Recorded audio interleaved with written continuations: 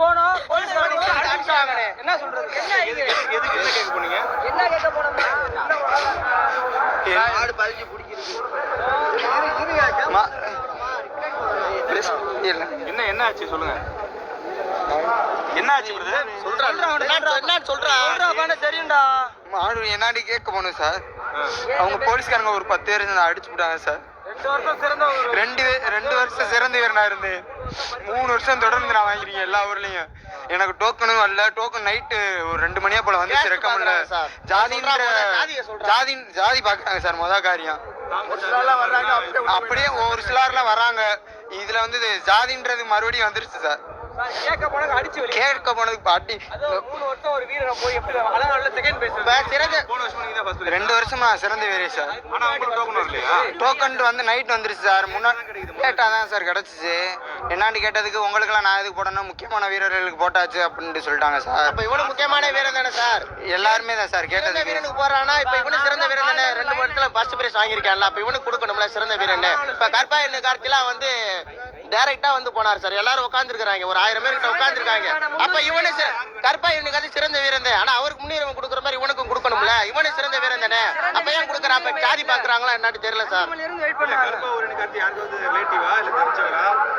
அது தெரியல சார். அது தெரியல. எல்லாருமே வந்து ஒன் சைடு தான் சார் பண்றாங்க. எல்லாருமே ஒன் சைடு தான் சார் பண்றாங்க.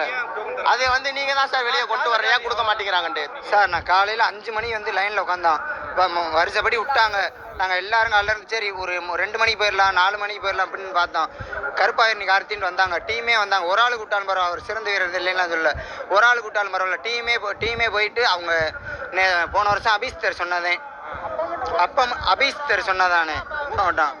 அந்த இதனால தான் சார் ஜாதின்ற வேற்றுப்பார்வை பார்த்துட்டாங்க சார். எனக்கு ஒரு ஆளுக்கு மட்டும் உள்ளுக்க விட்டுருக்கலாம். ஏன்னா என் உள்ளுக்கும் காவல்துறை யாருமே எனக்கு ஒத்துழைப்பு கொடுக்கல. யாருமே இங்கேயும் அடி வாங்கி இப்ப அடிச்சிட்டாங்க சார். இப்ப கேட்க போனதுக்குமே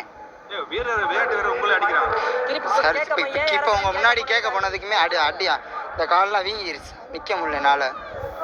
இப்போ 3 வருஷம் தொடர்ந்து ஒரு பரிசு வாங்கிட்டு இந்த வருஷம் கலந்துக்கவே முடியலங்கிறப்ப உங்களுக்கு அது எவ்வளவு வருத்தமா இருக்கு சார்? காயம் போட்டு வந்திருந்தாலும் மனசார மாடு குத்தி பிடிச்சுன்னு வீரத்தோட வந்திருப்பேன் சார். எதுவுமே பண்ணாதனால ரொம்ப எங்க ஊருக்கு போனாவே அசிங்கமா இருக்கு சார்.